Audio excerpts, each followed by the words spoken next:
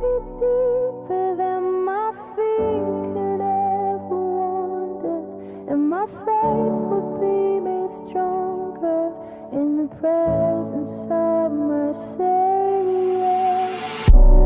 Spirit, lead me where my trust is without borders. Let me walk upon the water wherever you would call me. Take me. Quero começar dizendo que eu venho sim no dia 20 de novembro, não por causa do cabelo, mas por causa da barba. Tem que dar uma acertadinha, então, sabe, a gente não tem o cabelo, mas tem aqui, viu, pastor Isaías? A barba tem para arrumar, então o cabeleireiro, o barbeiro que estiver aqui pode contar com a minha presença. Irmãos e irmãs, quanta emoção, que alegria, como meu coração está repleto de um misto de sentimentos. E eu peço uma licença poética para, antes da gente entrar aqui para a mensagem da noite, compartilhar algo que ferve no meu coração e que eu acredito que exemplifica muito do que é a igreja cristã no período da igreja primitiva, tá bom? Então, não tem a ver com a mensagem, agora é algo só que ferve, que eu acho que é bonito.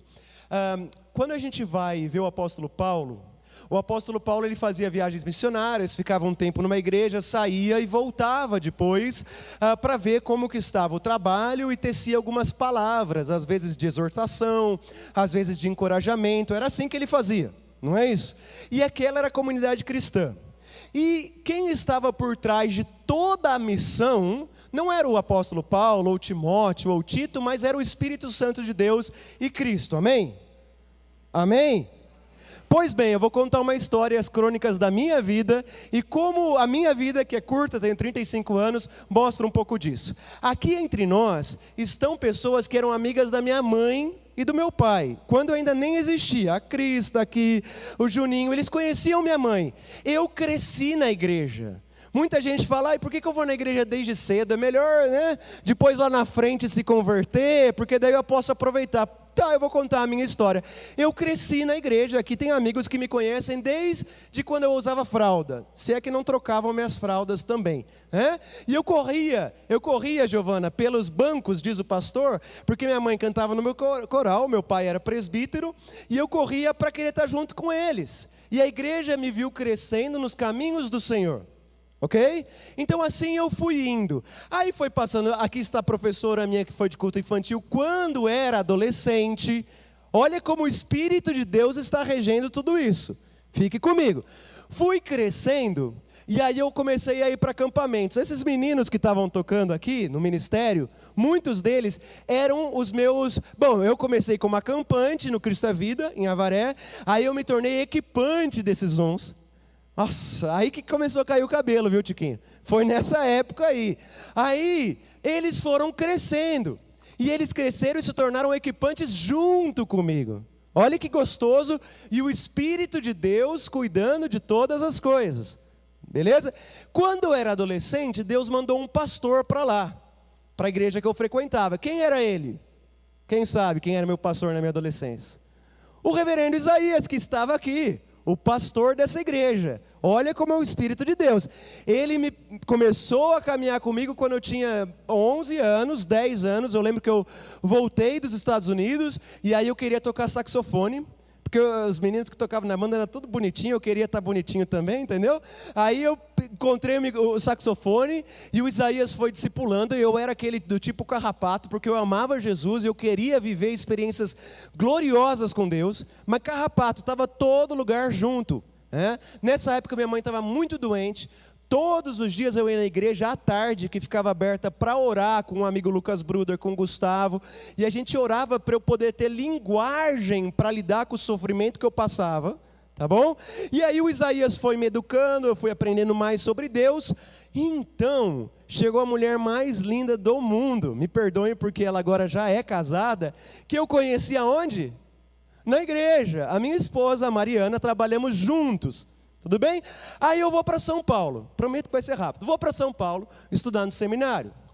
Quando eu estou no 3º ano do seminário, nessa igreja que eu estava, de Botucatu, eu estou no sítio Bruder, me falam, olha, caiu o templo de São Manuel, o negócio está feio lá, e a gente precisa de alguém. A queima-roupa. eu não fui preparado, eu já estava fechado para ficar lá em Botucatu. É tudo da mesma presbiteriana independente. E aí a queima-roupa eu pego, já era casado, não sei, já era casado, né? Não sei se eu estava noivo ou casado. Peguei e liguei para a senhora, minha esposa. Aí, João, falei, Mariana, surgiu um negócio aqui de São Manuel, que você acha? E a minha esposa, que é maravilhosa, falou, meu lar é onde você está. É lindo, né?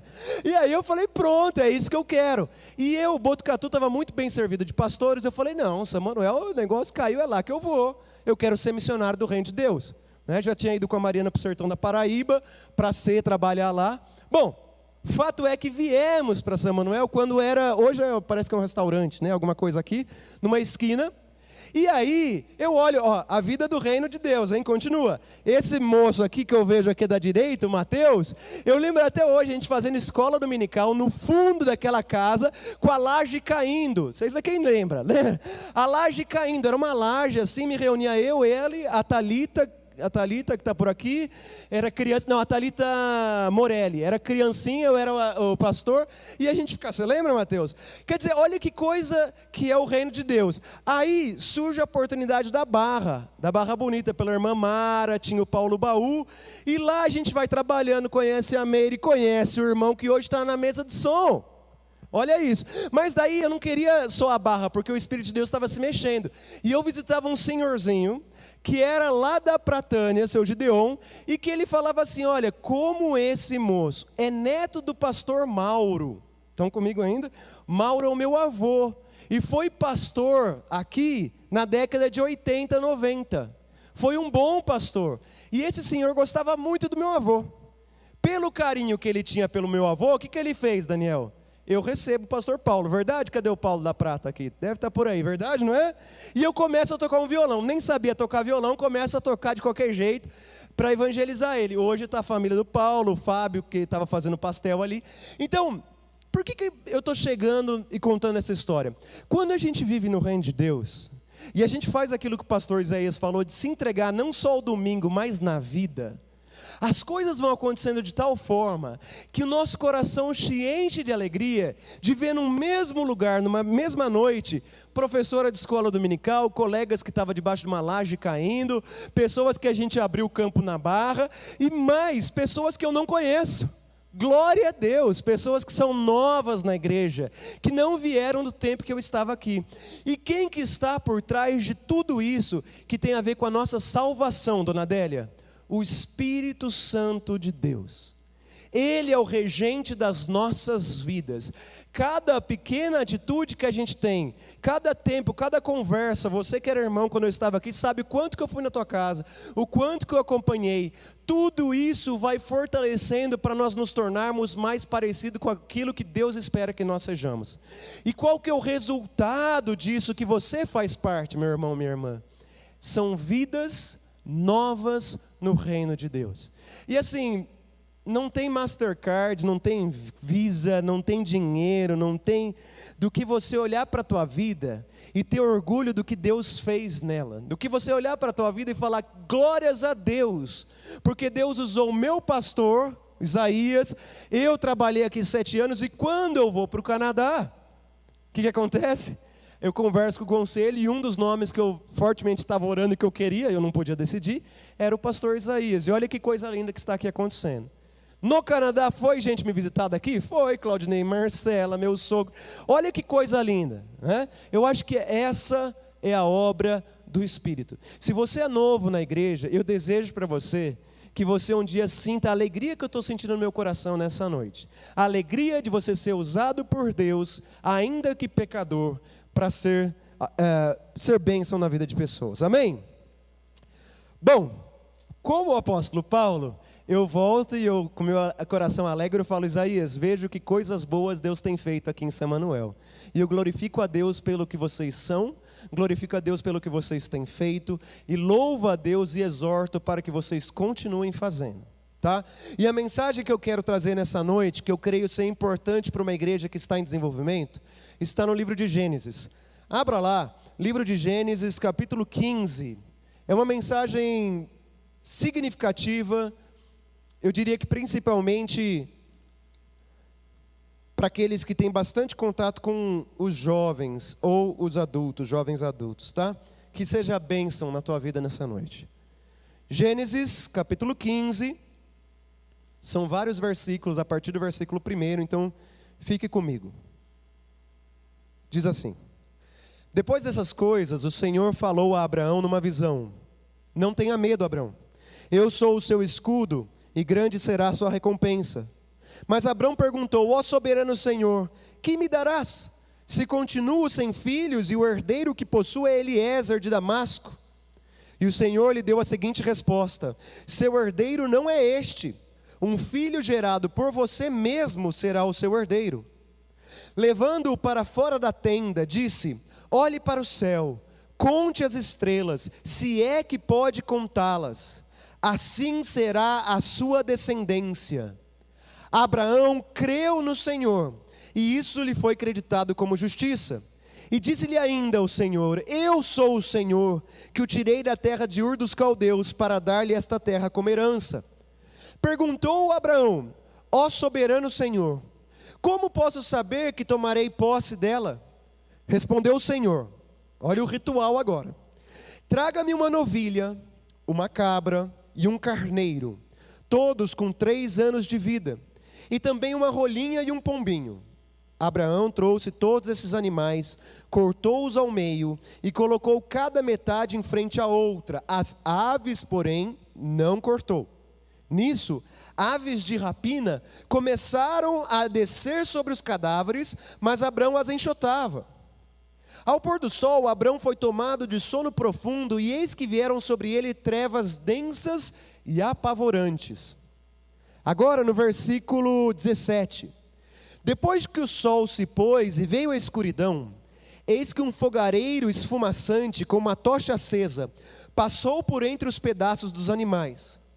Naquele dia o Senhor fez a seguinte aliança com Abraão: aos seus descendentes dei esta terra, desde o ribeiro do Egito até o grande Eufrates, a terra dos queneus, quenezeus, cadmoneus, hititas, ferezeus, refaíns, amorreus, cananeus, girgazeus e dos jebuseus. Palavras do Senhor. O que permaneceu em toda essa história minha, que eu contei antes da leitura? Minha mãe, infelizmente, partiu, e até hoje eu carrego o sofrimento disso. A igreja que eu estou já não é mais mesma. O púlpito é lindo, ele é transparente, é mais próximo. Vocês, meus irmãos que me conheciam, sinto dizer, estão 2 anos e 10 meses mais velho, desde a última vez que eu te vi. Com mais ruguinhas. Isso não permanece. Mas o que permanece, Te Amar? O que permanece como igreja? Para onde a igreja vai? O Espírito que vai dizer, porque o Espírito flui para onde quer. Mas o que permanece? O que permanece desde o apóstolo Paulo, quando ele fazia as viagens missionárias? Cristo. A reforma protestante que nós celebramos domingo passado, disse somente Cristo. Uma das afirmações mais contundentes da reforma foi a exclusividade de Cristo. Pastor, como assim? Eu te explico. Dizer somente Cristo naquela época foi muito duro. Foi muito duro. Porque somente Cristo salva de toda condenação. Isso chocou, pastor Isaías. Porque a igreja cristã naquela época tinha muito poder. E ela que mediava a relação entre Deus e os homens. Como assim, pastor Paulo? Quando uma pessoa estava morrendo, na época do Martinho Lutero, existia uma frase que eles falavam assim: a bolsa ou a vida? Você dará moedas de ouro e bens para a obra de Deus, ou dará sua bolsa aos parentes? Veja que a igreja que mediava, mesmo depois da morte, os parentes podiam comprar a salvação da pessoa, pela indulgência, a pessoa se encontrava na visão deles no purgatório, que era uma imagem criada na Idade Média, que não tem base bíblica. Aí a reforma fala, não, somente Cristo salva. O que está acontecendo, Laura? Está tirando o poder da igreja, e a igreja não gosta. Aí vem o segundo: somente Cristo perdoa de todo erro. né? Naquela época, todo cristão da Idade Média podia ir até um sacerdote para confessar os pecados. E o sacerdote indicaria, Fabião, algumas penitências para que essa pessoa obtivesse perdão. Então, o sacerdote tinha o poder de absorver a pessoa de seus pecados. Aí vem a reforma e fala, não, só Cristo perdoa de todo erro e não há perdão fora de Cristo. Aí a terceira, então a primeira, só Cristo salva. Segunda, só Cristo perdoa. E a terceira, só Cristo nos conduz à comunhão com Deus. Pastor, mas o que isso muda? Tinha uma ideia naquela época, presta atenção, que por meio dos sacramentos, a igreja mantinha as pessoas em comunhão com Deus. Ela era batizada quando criança, depois fazia a crisma, a penitência, a eucaristia, casamento e extrema-unção, 7 sacramentos. Desde o nascimento, perceba você, Tiquinho, até o final da vida, a pessoa estaria protegida se estivesse quite com a igreja, ela estaria em comunhão com Deus. Então, os sacramentos que a pessoa participava, na verdade, não são a garantia. Tem muita gente que é batizado, e que não é garantia de nada. Você não vai chegar no céu e falar, Deus, fui batizado pelo pastor Isaías, então dá licença que eu estou entrando. Não é assim, é pela graça, é só por Cristo. Essas afirmações são muito contestadas, foram muito contestadas naquela época e são muito contestadas hoje. A exclusividade de Cristo é contestada hoje. Num ambiente em que crescem outras religiões, a exclusividade de Cristo tem sido questionada. Muitas dizem que todas as religiões são válidas, mas isso não é verdade.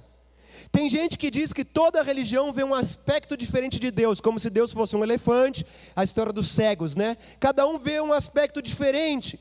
Há ainda aqueles que dizem que todos os caminhos levam a Deus. E essas perspectivas contestam o fundamento da reforma protestante. Você percebe? Que quando eu falo isso, eu estou sendo contrário, Rose, ao um dos fundamentos da reforma protestante, que era somente Cristo. Porque os reformados dizem, tudo em Cristo, tudo começa e tudo termina em Cristo, Gabi. Pastor Paulo, mas, poxa, tem muita coisa boa, queridos. Eu fui para o Canadá, a gente respeita todas as tradições, jamais eu vou diminuir uma tradição, jamais eu vou tirar a sabedoria que existe naquela tradição, jamais eu vou dizer que a pessoa é pior, pelo contrário, ela é digna, mas uma coisa não exclui a outra, porque a tentação jovem, agora eu falo para você, nós vivemos numa sociedade fluida, numa sociedade em que nós buscamos, e essa é a maré do momento, buscamos estar bem com as pessoas, e isso é bom. É bom nós estarmos bem com as pessoas, mas o problema é quando nessa caminhada de estar bem, nós começamos a abrir mão de coisas que são fundamentais, aí começa a complicar. Uma coisa é eu respeitar, eu já estive em tradições islâmicas, já estive em lugares do budismo, já dialoguei com pessoas judaicas, eu estou muito feliz que fui aceito para um programa internacional do Diálogos pela Paz da ONU, fui aprovado semana passada, vou viajar o ano que vem para alguns lugares, representando 20 pessoas do mundo, representando os diálogos entre as religiões para evitar as guerras, importantíssimo, não se pode diminuir, eu acho muito feio quando vem alguém e diminui o outro, terrível, horrível, mas Lucas, isso não significa que Jesus é só mais um, não significa que a exclusividade de Cristo é algo que eu vou deixar de lado. Não pode deixar de lado. Jesus é o único que de fato salva. E a minha vida e a minha caminhada, ela é voltada para isso, para dizer o porquê que eu creio. Não assim, aqui de cima dizendo você. Não. A partir do momento que eu sou transformado por Cristo, eu falava isso muito aqui em São Manuel. A minha postura não é estar mais em cima, mas é descer e servir tem internet, né? Opa, peraí. Oxa vida, Isaías. Essas modernidades atrapalham a gente, eu esqueço, rapaz. Desculpa, irmão ou irmã da internet. Estava andando. É servir aquele que não conhece, é falar por que Cristo é tão maravilhoso na minha vida. Eu vou respeitar. totalmente, é digno, a pessoa pode analisar, mas cabe a mim falar por que Cristo é tão fundamental. E o texto de hoje, ele vai mostrar o porquê somente Cristo.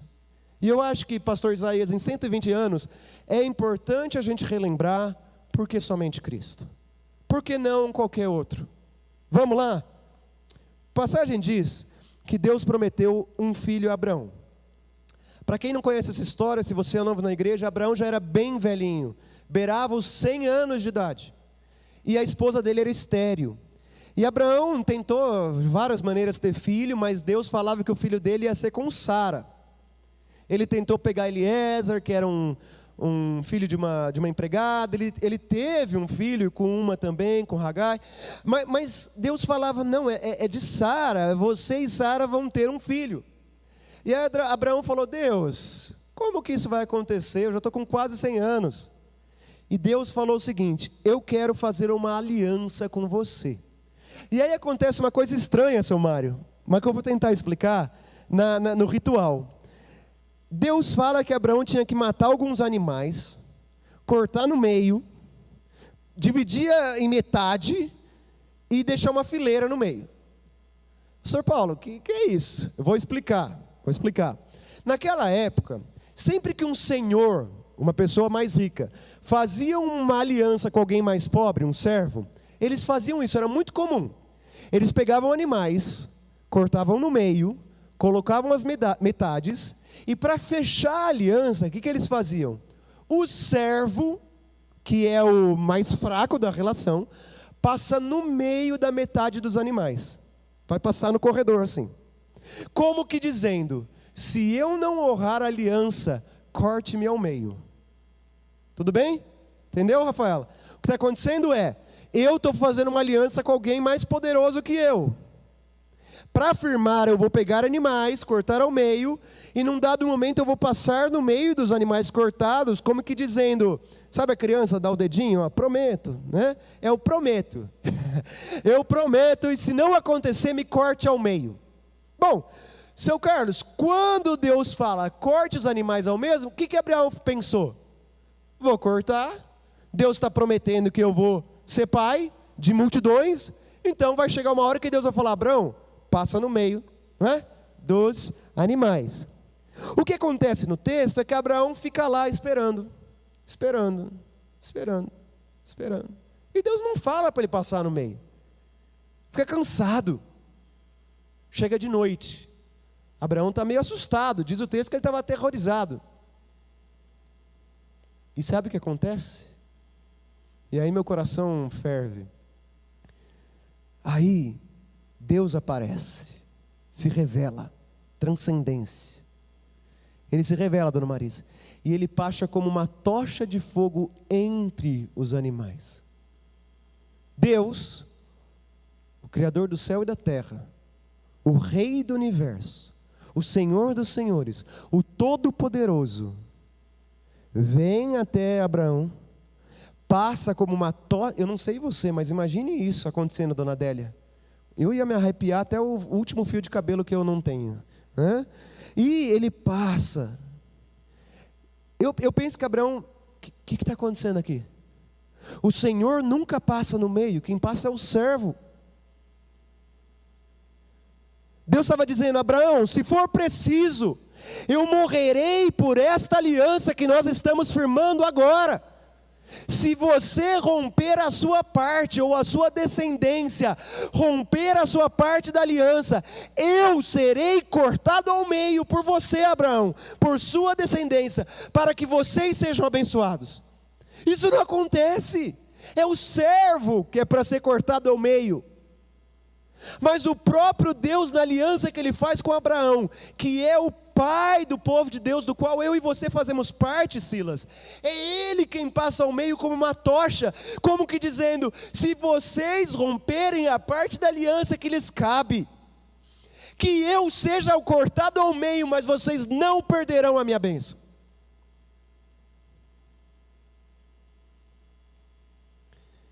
E o que acontece? Gênesis 3, Gálatas 3,10 diz: maldito todo aquele que não persiste em praticar os mandamentos escritos na lei. Abraão conseguiu honrar todos os mandamentos? Você consegue, que é descendência de Abraão, honrar todos os mandamentos? Nós somos malditos porque nós não honramos aquilo que foi dito. Deus havia feito uma aliança com o seu povo através de Abraão e disse: eu serei cortado ao meio se voltar atrás nessa promessa. Mesmo que você seja infiel, eu vou ser fiel. Mesmo que você peque, eu não vou pecar. Mesmo que você me abandone, não te abandonarei. Eu serei contigo. E foi exatamente isso que aconteceu na cruz do Calvário. Na cruz do Calvário se cumpre aquilo que Deus disse a Abraão. Cristo nos resgatou da maldição e Ele se tornou maldição em nosso lugar. O que eu e você merecíamos? Ser cortado ao meio. Mas quem foi cortado ao meio? Quem é o único? Por isso a exclusividade de Cristo. Que foi cortado ao meio? Foi o pastor Isaías? Foi o pastor Paulo? Foi o... Pensa aí, no mais bambambam. Ele foi cortado ao meio pelas transgressões dos seus pecados. A Bíblia diz: maldito é todo aquele que for pendurado no madeiro. Jesus se tornou maldito por nós e foi pendurado no madeiro. Para quê? Para que em Cristo Jesus a bênção que Deus prometeu a Abraão chegasse também aos gentios, isto é, a mim e a você, para que nós recebêssemos o Espírito de Deus, que é o regente da vida de todo aquele que entrega a sua vida no altar de Deus. Quando eu era adolescente, minha mãe estava muito doente, e meu pai tinha que cuidar dela, principalmente nos últimos momentos, e aí chegou a hora, dona Nancy, que eu tinha que escolher. Eu vou na igreja porque eu amo a Jesus, ou eu vou na igreja porque meus pais vão na igreja? Porque meu pai não podia levar a gente, ele tinha que cuidar da minha mãe. E eu tocava sax, que é uma caixinha quadrada, retangular, que não é tão leve. E eu amava Jesus. Você sabe o que eu fazia, Tiquinho? Eu falava: pai, eu vou para a igreja, eu vou orar pela mãe, eu vou para a igreja e eu vou com meus irmãos. Pegava a Cris sabe disso, eu, o Rafa, meu irmão caçula, cada um com sax, a gente descia morro, e quem sabe onde eu morava, desce, sobe morro, cruza a avenida, desce até a igreja, para ir no ensaio que esse pastor aqui me chamava. Ele sabe, e eu chegava lá. Sabe por quê? Porque com 12, 13 anos eu falei: eu amo a Jesus porque eu amo a Jesus. A minha mãe amou Jesus, meu pai ama Jesus, mas agora eu amo Jesus, porque a chama que queimou um dia neles queima em mim. E hoje eu passo para os meus filhos, para a esposa que Deus me deu, para a família que eu tenho. Porque eu decidi caminhar por Cristo pela graça de Cristo, e eu entendi o sacrifício de Cristo na cruz. E aí eu te pergunto, o que você tem feito para desesperadamente buscar a Deus, como o pastor Isaías falou, vir durante a semana, honrar ao Senhor? É importante que eu e você compreenda que é somente Cristo, e que o que o Cristo fez é tremendo, e que o regente, que é o Espírito, só veio até nós, porque Cristo foi pendurado no madeiro, e somente Cristo. A partir desse momento a minha vida é regida pelo Espírito, ainda quando eu peque e tropece, o Espírito vem me convencer do pecado, porque a fé é dom de Deus, o amor é dom de Deus, o convencimento do pecado é dom de Deus. Quando eu entrego a minha vida a Jesus Cristo, o dom do Espírito tem autoridade, poder, a unção do Senhor está sobre a minha casa, sobre a minha vida, porque eu me rendi ao senhorio dele. E a partir de agora, o que eu vou fazer é abrir as minhas mãos para receber os presentes. Quais presentes? Fé, amor, esperança, dons do Espírito, sabedoria, bondade, mansidão. Dons que não veio do meu merecimento, mas foi porque um dia, diante do Evangelho narrado a mim, eu me dobrei, eu me derrubei como Davi, rasguei o saco e falei: eu quero essa história e não a minha história. Eu quero viver para o reino de Deus. E a partir desse momento, o pai, como no filho pródigo, da varanda da casa, olha de longe e vem correndo na minha direção, e me abraça, e me limpa, e me põe sandálias, e me purifica, e me santifica, porque isso também é dom de Deus, para que eu esteja apto para a boa obra. E nesse momento eu estou na casa do Pai. Hoje é um churrasco que o Pai está me oferecendo. Hoje é uma festa que o Pai está nos oferecendo. Um banquete. Quem tem olhos para ver, que veja o que o Espírito está fazendo nessa noite. Nem sempre tem banquete, Fábio, mas às vezes tem. Então, quando você se dobra ao Espírito, isso só foi possível receber esses presentes do Espírito, porque Jesus foi pendurado na cruz. Você consegue entender a profundidade e a grandeza da cruz de Cristo? As mãos que foram transpassadas, eu preguei isso hoje de manhã, quem não veio assiste depois na internet. É elas que tocam a porta do teu coração. As mãos transpassadas de Cristo continuam batendo as portas dos nossos corações, para que Ele entre na nossa casa, ceie conosco e nós com Ele. Essa é a história belíssima do Evangelho. E aí, quando a gente passa por sofrimentos, sejam eles quais forem, nós temos um colo. Quando Deus nos chama para correr a primeira milha, a gente é capaz de correr a segunda. Quando nós tropeçarmos, Deus é capaz de nos carregar. A história minha não é também só a história de felicidades. Tem muitas lutas, muitas tristezas, muitas coisas. Até o cabelo caiu. Porém, eu sei em quem tenho crido e sei que Ele é poderoso, e no céu eu vou ter cabelo, amém? Brincadeira, eu não tenho problema com isso, irmãos. Tem psicólogos aqui que falam, sei, né? Fica falando muito, é porque tá... Bom, indo para o final, porque hoje ainda tem muita coisa boa, tem a ceia. Por que somente Cristo a gente não pode abrir mão como igreja, pastor Isaías, conselho que está reunido, e os futuros presbíteros ou presbíteras que em nome de Jesus vão ser eleitos aí, as diaconisas e diáconos. Pode mudar a forma, pode mudar o pastor, pode mudar o conselho, tudo pode, tudo pode naquele que me fortalece, tudo pode mudar.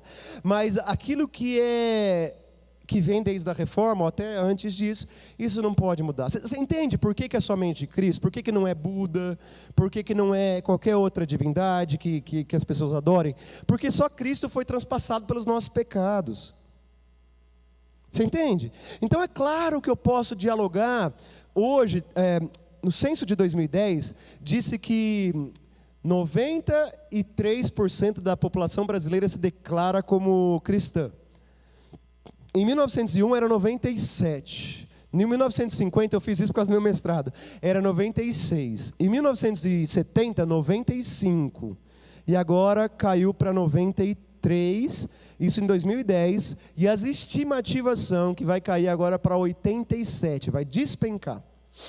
Então, a gente não sabe o que é viver num país onde as pessoas não creem em Deus. Porque o país é majoritariamente cristão. Na época da cristandade, o catolicismo era a religião oficial, que é uma tradição cristã. Então, veja você que a gente não sabe o que é lidar com pessoas que não professam a mesma fé. Mas isso está aumentando entre os jovens. Aumentando pessoas que se consideram ateu, ou que se considera esotérica, ou que se considera, enfim, outras coisas. E aí eu pergunto, a exclusividade de Cristo, como nós brasileiros dessa geração vamos lidar? Eu não abro mão de dizer que somente Cristo salva, e é assim que eu espero que vocês também o façam. Vou dialogar, vou conversar, vou respeitar, vamos bater papo, mas, pastor, e aí agora eu vou para o final, como que eu falo de Cristo? Como que eu prego? De novo, se você quiser saber pregar o Evangelho em 5 minutos, assista a pregação hoje de manhã que eu falei como pregar o Evangelho em 5 minutos, tá? Tem que aprender. Você não fala num tom autoritativo, não fala querendo diminuir a pessoa, não fala como alguém que se acha superior, eu fui salvo, então quer dizer, não como aquela pessoa que vai chegar no céu e fala, olha, eu mereço estar aqui, eu estou aqui, mas eu fui bom. Não se prega assim, diminuindo os outros, nada. Como que se fala do Evangelho, da exclusividade de Cristo? Vou dar a dica, hein? Depois você está aqui, o problema é teu, agora você sabe, não tem mais desculpa. Você fala a partir da martíria, que é do testemunho, das tuas histórias. O povo de Deus é um povo de histórias. Eles contavam histórias, sempre, histórias e histórias. À luz de uma fogueira, na época de Jesus também. Quais histórias, pastor? Da Bíblia e as suas. Como?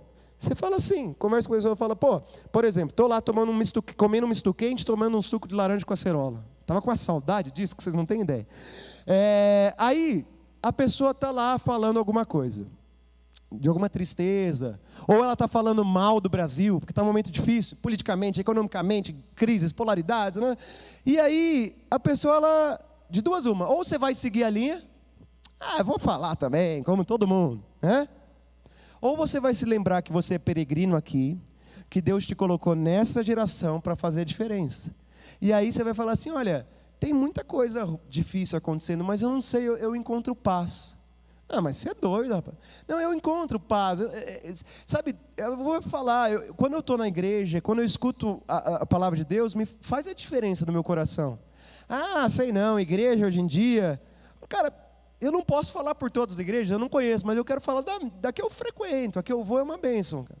Olha, pega o meu filho no colo, as crianças brincam, eu tenho amigos de mais de 20 anos, e faz tanto sentido eu entender a presença de Deus.